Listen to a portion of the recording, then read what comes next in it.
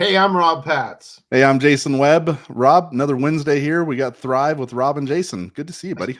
It's good to see you. I still think we need to move the show to Thursday. Thrive on with Thursday. We've been talking about this. We do need to get this together. We are going to be together in RB here in a few weeks, and we're going to be planning out some really cool things for the audience, and can't wait to see that. But that might be something we do, as we've talked about that. It's crazy to think that we've been doing this almost a year. Can you imagine?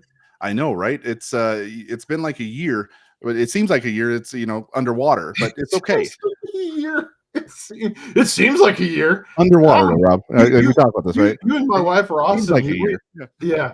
My wife, I told her, I said, can you imagine we've been married almost 4 years? She goes, yeah. I'm like, what? No, you're supposed to say no, honey. It's been just like last week. And she's like, no, it seems like at least 4 years. At least. At least 4 years. I'm like, well, I love you too. Hey, it's good to be here. And of course, we've got to, because last week, if you were watching, before we do that, last week, if you were watching, Jason said that the Chiefs were going to win. I mean, that the Eagles were going to win, and I picked the Chiefs. I got to be honest with you, and both of us played sports, and we did not talk during the game because I get very wound up, so I don't talk to anybody. My phone goes away because I don't want to go get on X and like say something really stupid. So I put my phone away and I do all this stuff. And I have to tell you, to be completely honest with you, almost from the start, you could just tell the body language of the Chiefs. They did not look like they wanted to be there. No, when I was watching pregame things and I seen Patrick Mahomes sitting over on the bench, a few hours before the game, he's over there yawning. He's playing on his phone. I'm like, oh, this is going to be a blow. You could just see they were not into it. And I don't know if it was they were just not. I don't know if it was because obviously, I mean, they're world champions twice in a row, so they knew what they were getting into. But I wonder if, and I think we can talk about this in life in general. Wonder if they got so confident that it just. I think that they were used to winning so much that they just figured it would happen, and the Eagles came and just punched them in the mouth, right? And it wasn't just a win; it was a whooping. It was not even funny. I mean, the score does not reflect the game. There was no way. That was not even close. Well, and you were telling me too about Travis Kelce, right? Yeah, Taylor Swift is going to break up with him. It's going to happen. Makes sense, yeah. It's totally. She's writing a new album. She actually wrote it during the game because, like the rest of us, she was looking for something to do during the game. It's called Travesty. The whole album is going to be called Travesty because obviously he couldn't get open. Yeah, Travis Kelce couldn't get open. Yeah, no, he could. So he dropped the ball literally. It had to be, and you hate for that because a great tight end, and he's going to go down as a great tight end in history. But man, he looked old, and we can talk about being old because we're old. Because we're old. Yeah. And it would look old if I'm if I'm thrown to a 20-year-old, I look old. And his body and just his body language and everything, he looked like I don't want to get hit. And I can't blame you if you've ever been hit. It is not a fun thing to get hit. It is not. It hurts. I understand. He's going to move on with his life. Taylor Swift, he's retired. He's gone. Do you think he's retiring? I think so, Rob. I do. And here was an interesting thing, of course, because my background is media. Is I follow this guy. He's a media business guy, and he said, "Here's the reality: Travis is going to retire because he can make 3 times the amount of money a year being in media that he can make in football, and it doesn't hurt. Him and his brother, they have their podcast, which they just signed some very lucrative contracts with that. That's more money who's making in football, plus his relationship to Taylor Swift. There's so much with that." But Rob, I was showing you my shirt earlier. I got my new threads, my new shirt from HeIsKing.life. Jesus Christ, this is a long sleeve. Man, these things are awesome, Rob. I'm gonna put that up here. We'll put it up in the corner here. I want one of those. That shirt, that's the one. Because for gentlemen of a certain stature, a white T-shirt is not nearly as good. Not nearly as attractive for us, yeah. No. But HeIsKing.life here, guys. As an audience member, you do get a discount with coming onto that HeIsKing.life. ATV10 is the code. You get a 10% discount. Come check it out. I'm telling you, these are very high-end shirts. It's very affordable, and there's so many different options on there. I highly recommend them.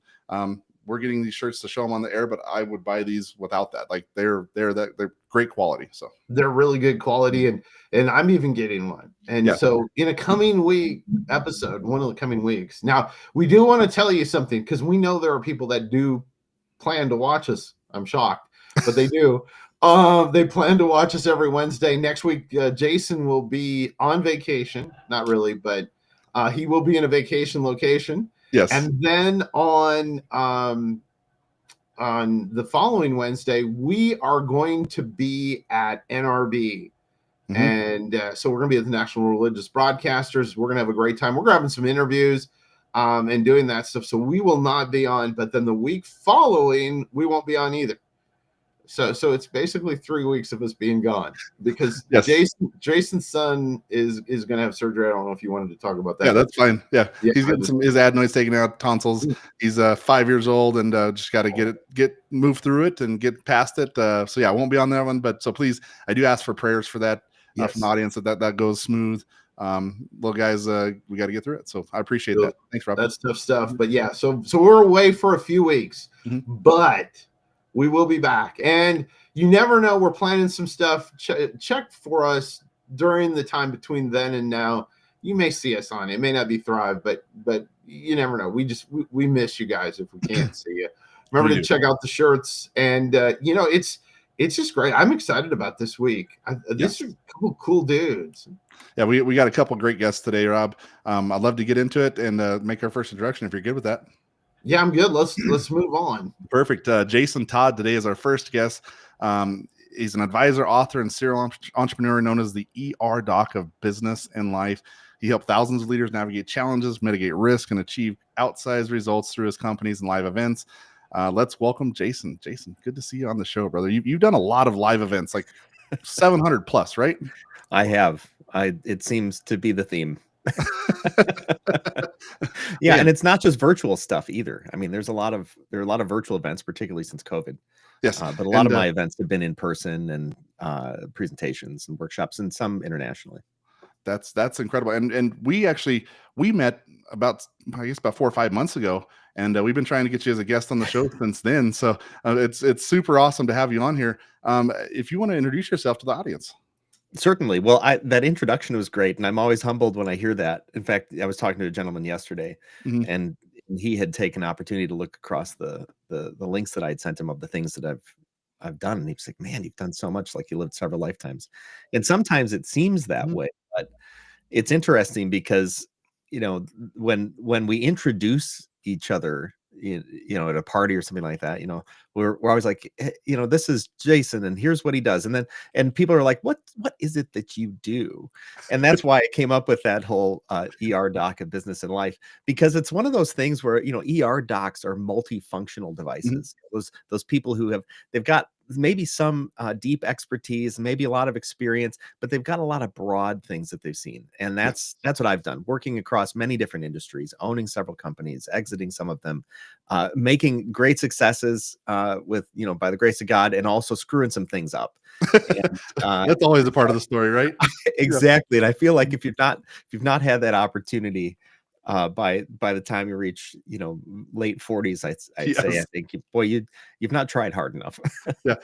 Every entrepreneur that I've talked to, that I've worked with, that I've been a part of, there's always that failure period. You're really not an entrepreneur unless you've been through that, I'm guessing, because that's the way God works, right? He pulls us out of the pits, brings us up to the peaks. And man, it's great to hear that, because everybody has done that. And that's part of why entrepreneurs a lot of the time fail throughout everything, because they stop in that period, right? They don't move past that. We learn more from failures and successes. Yeah, absolutely. Well, and you guys started off talking about the, recent Super Bowl game. Yeah.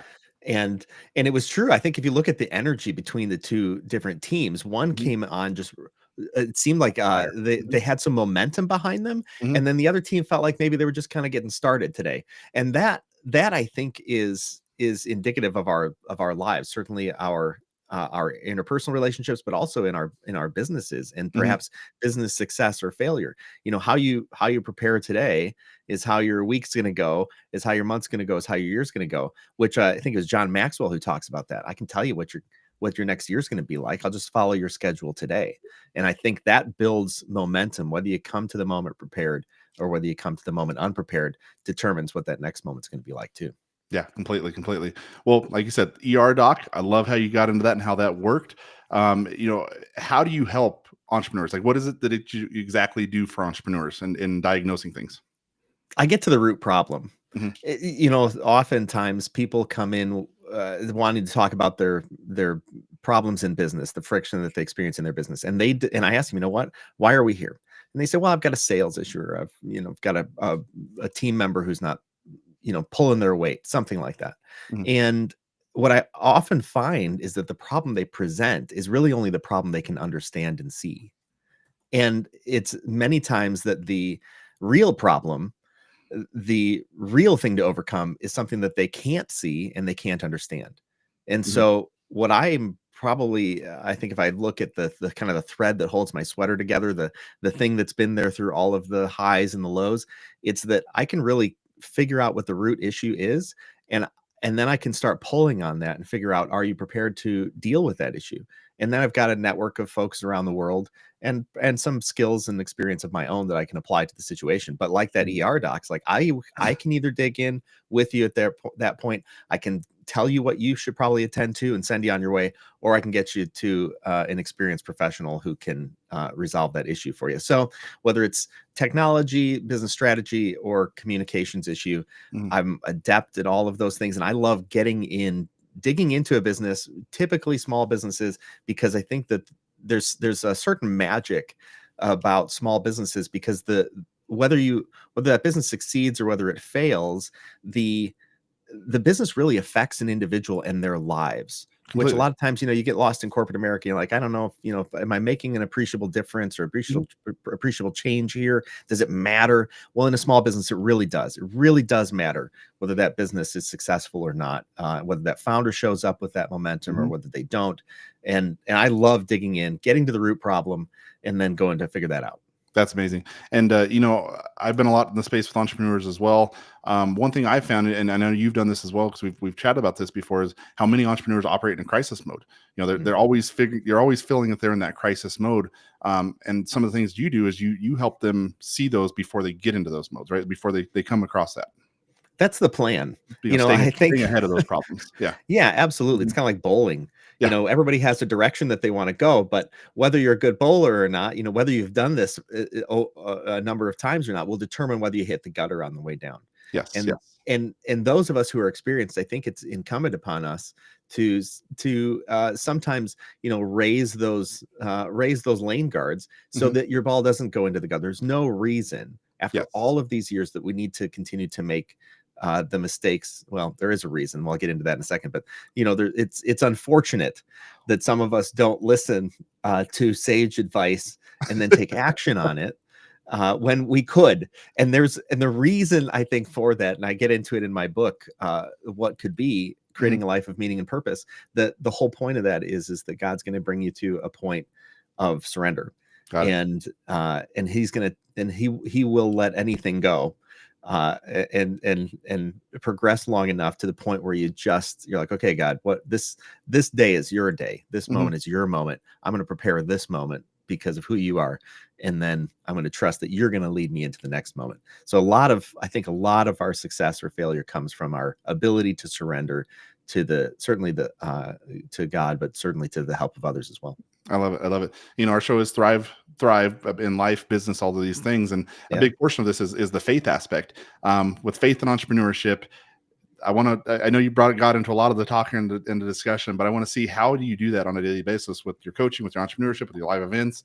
I know we'll finish up here in the next couple minutes here. So end on that note, and maybe also throw in something for our audience that may be looking for something. Maybe they haven't taken that first step towards entrepreneurship. So what does that advice look like? Sure.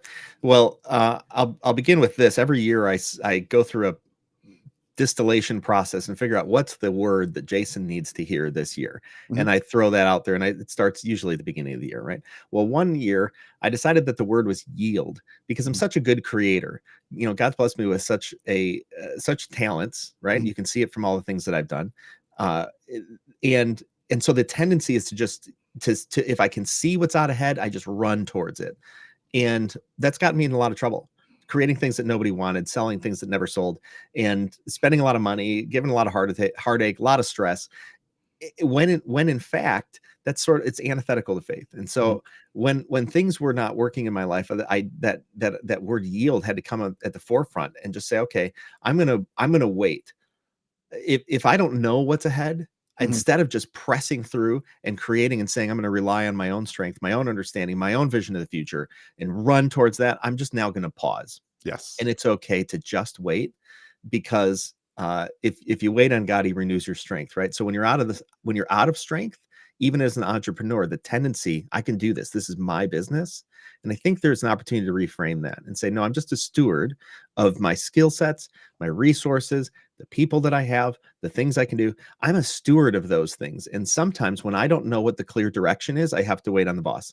And that means that I might just get up and have my coffee and then say, okay, God, I don't know exactly what's happening today, but here's my direction. And so for your glory and my joy, would you just reveal the path today in this moment? I love it. And he always shows up right when we need him. There's a funny saying I've been throwing around recently when people come to me and like, these things are going on. I'm like, hey, relax, everything's going according to plan, just not yours.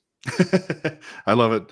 I really appreciate that, Jason, talking about the prayer and the word of the year, because we do that as well. And this is awesome. Thank you so much. So I'll put that QR code one more time up on the screen if people want to get in touch with you. This is the way. This is his website. It's therealjtodd.com.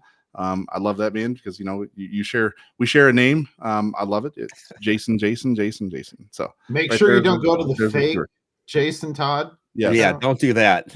Disappointment all around. Well, awesome, Jason. Thank you so much, brother, and really great to have you on the show. Thank you, gentlemen. Rob, Jason, I've known him for the last few months. I've been trying to get him on the show. An incredible man of God, entrepreneur, amazing stuff. Very cool stuff. And he's right. A lot of times, in fact, actually, I did a video yesterday. If you're my friend on Facebook, you saw my video where I talked about sometimes it's very frustrating to be in a position. And in the video, I said I didn't want to do the video. I didn't. I checked my mail like 5 times, did all this stuff. You gave every excuse in the book. Yeah. I did. I was like, I'd have to get the light out. I've got to do this. You gotta wash the car. Yeah, I know. I was like, I got to make sure, there's like coffee in the coffee maker, feed and the dogs, feed the cats. Yes, we don't have any dogs. We have cats. But yes, made sure the cats were safe. Mm-hmm.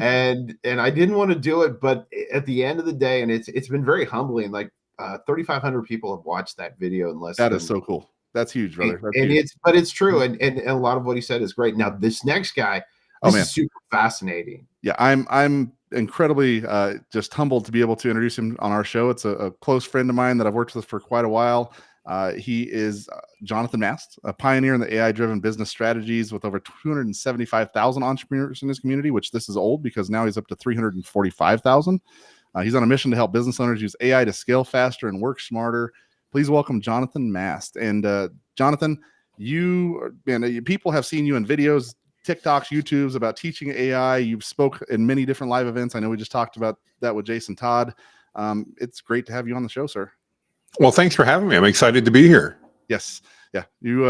Your talents in the AI world. I know a lot of our audience might be scared with AI, as we talk about this within faith, but we've kind of led with this, right? And especially you have. You are the man when it comes to AI. Well, I appreciate that. I don't know if I agree with that quite, but I definitely try to make AI applicable and understandable. Yes. And AI did not help him grow his beard. Just letting you know. Okay. Your company's called Whitebeard Strategies. Makes sense, right? Yeah. No idea where I came up with that. Yeah. Right. Yeah. Well, we're not super creative. Maybe AI helped you with that. I'm wondering now. Well, hey, AI is a weapon for entrepreneurs, right? I know. I believe so. And we've talked about this a lot because AI is helping us tremendously in terms of making us more efficient, making things smoother. But people are afraid of this. Like, what do you have to say about that when we talk about AI? Well, I get it. I understand it. We're always scared of the unknown. And, I'm older than most probably listeners, but, when we think back to Terminator and other things like that we've watched and we hear about AI, we think, this is bad. We don't need this. Mm-hmm. couple things. One, that's not the type of AI we have today. In fact, I would contend we don't even really have AI in what we would think of as AI. Mhm. We have really smart predictive technologies, and sometimes it even blows me away.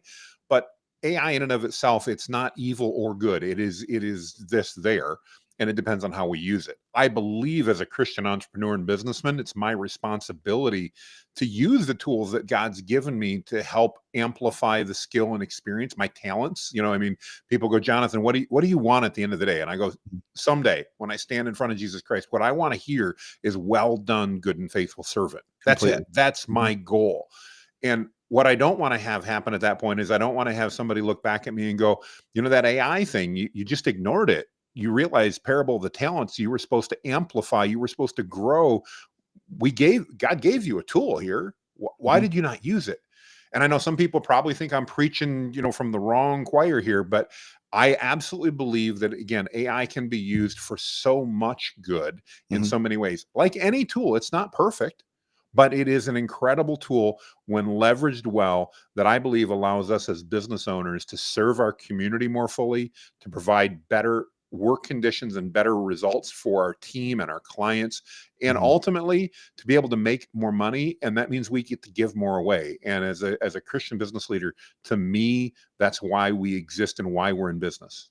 No, I love that, and I use AI constantly as well, as we've gotten heavily involved with that. It is a tool, and I love how you put that as what you compared that with the parable of the talents, that God does provide tools and resources for us to succeed. So when we are asking for things, he goes, we want clear signs of stuff. Well, he always talks about, hey, I've given you this tool to do that, to make sure that you can give that. So you have to think of it differently. But I love how you've brought that into there. When we're talking about AI, I'd love to give our audience, because maybe they're not business owners, maybe they're thinking about entrepreneurship, give them some ideas of how AI can be used in simple everyday life. Well, and I should say, I don't just work with business owners. It's just where I am, where my mind is. But AI can help anybody out because it can help us save time. It can help us do all kinds of things. Oh, let's take a step back. Any repeatable task that you're doing on a regular basis, other than if it's manual, like taking the garbage out every Tuesday night for me, AI can probably help you do that. Other areas, if nothing else, most of us, I think, strive to be learners. We want to learn. We want to learn new things.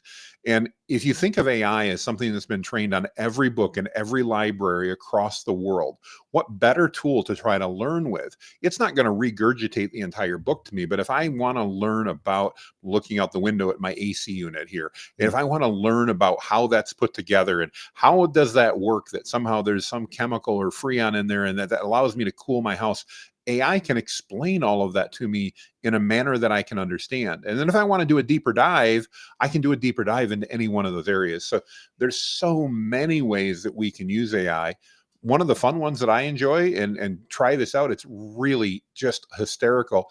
Go take a picture of open the refrigerator and take a picture and then go, what should I cook for dinner tonight? And it will literally be able to identify a lot, not everything, if it's in the wrong bowl, it may not know, but take a picture and you'll be amazed that you do that. My wife and I, we've been trying to lose some weight. So we're eating in a particular manner, and we regularly do that and go, here's the type of diet we're on, what we're trying to do, help us figure out. And it's amazing the guidance that we can get, because again, it's been trained on all of this data.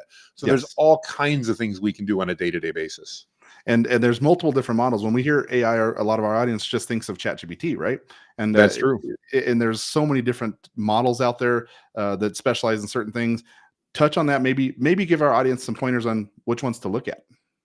Great question. So ChatGPT is the 900-pound gorilla in the room. And I want to encourage you, if you're just getting started, it's a great place to start. Don't get caught up in all of these other models. Every single day we're hearing about new models, new features, new this, new that. And if you have shiny object syndrome, that I am admittedly guilty of, yeah, exactly. It's hard not to go, ooh, I want to check all that out. At the end of the day, if you just use ChatGPT, you're going to be able to do virtually everything you need. And then as you become more proficient at using it, it's like anything else, you may identify things you want. I kind of compare it to buying a vehicle. When you buy a car, we've always got ideas of things we want to get for the new car or whatever, but go drive it for a couple weeks and then decide what you want to invest your money in for new upgrades and features, because it's probably going to be a little different than it was when you bought the day you bought the car or the day you saw it in the dealership or whatever. And so AI is the same way. Live with it for a couple weeks, use it, try it out, find out what happens. I this morning I have a new hat on that I bought when I was traveling recently, and it's got a symbol from Dragon Ball on it. I didn't know what that symbol was. I literally took a picture and had ChatGPT tell me what it was before I bought it, because I want to make sure it was an appropriate symbol. I like the hat, but I don't know what that means. I don't know what that Chinese character means, or Japanese, and great simple way to learn. Yeah, that's so amazing. I have a question. I have a question for you. Let's say you're somebody that is really not experienced with AI type stuff, and you're a business owner. What would be the first area you dive into? Great question. For me, it's helping write emails. A simple example, this morning I had to introduce a client to a partner of ours. Really simple thing, happens all the time. I've got a partner, they ask something we don't do. I've got somebody I recommend. And instead of me going, okay, how am I going to write this well? Because Jason, I'll pick on you. I want to introduce Jason to Rob, and I want to make sure it's all written the right way and it sounds good. That would take me 5 to 10 minutes to go ahead and put that all together. Instead, I just went to ChatGPT and said, Rob's a consulting client of mine. Jason's a vendor and a partner. I want to introduce them about this topic. Write me an email. And it wrote a beautiful, about 2-paragraph, nice, simple, straight to the point, but well written, and saved me probably 3.5 minutes. You go, big deal. No, but if I do that 20 times a day, I just saved an hour and a half. And as we finish up here in the next minute or so, Jonathan, there's one piece that I would love for you to expound on and talk about, because this is something that I utilize and that I teach as well, the perfect prompt framework. And I know this started with you, and I would love, because maybe they don't know how to talk about this. Maybe they don't know how to ask it. Talk about what that means. And the prompt is basically asking the AI to do something. So it is. It's super simple. And I know we're running short on time. Step 1, tell the GPT or the AI what it's supposed to act as. Act as a copywriter, act as a chef, whatever. Step 2, give it background information. Tell it about things you need, just as if you were talking to Jason or I. Step 3, ask it your question. And step 4 is the most important, because we don't always know what to ask. End your prompt with, ask me any questions you have. If you follow those 4 steps, you don't ever need to buy a prompt list, and you'll always get good to great results out of the AI model. And that's the video that probably most of you have seen on the TikTok, is Jonathan talking about that in a group of people, the perfect prompt framework. Again, that's something I teach, and I stole that from you. I'll be honest with you. I'll give you every bit of credit. It's things with that. But Jonathan, man, I would love to talk about maybe doing this more often, and maybe having a show where we talk about AI, because this is a big part of everybody's lives moving forward. And maybe this is something we do in educating people. I'd love to do that. Let's do it, because that's actually Jason and we didn't even talk about this. I was like, we share a brain, and I was like, we need to talk to him maybe after it's over, but we need to talk to him about having him back on again. That was awesome. Let's do it. I love you, brother. Thank you so much for what you're doing and bringing AI to the forefront with entrepreneurs and just businesses. So thank you so much for being on the show, sir. Thank you, Jason. Thanks, Rob. Man, where does the time go? It goes by way fast, doesn't it? That's right. Yes. Hey, listen, we appreciate each and every one of you. Reach out to us. Hey, slap up the QR code again for those cool T-shirts really quick. Yep, not a problem at all. Right there. We got the cool T-shirts right here. There you go. Go grab yourself a neat T-shirt. Use the promo code ATV. ATV10. Yeah, there you go. You got ATV10 at heisking.life. Yes, go do that. Hang out with us. We will see you. You'll see us, but it'll be a couple weeks. We'll be gone, and when we come back, it's going to even be better than before. But we appreciate you. Go out and thrive, my friends.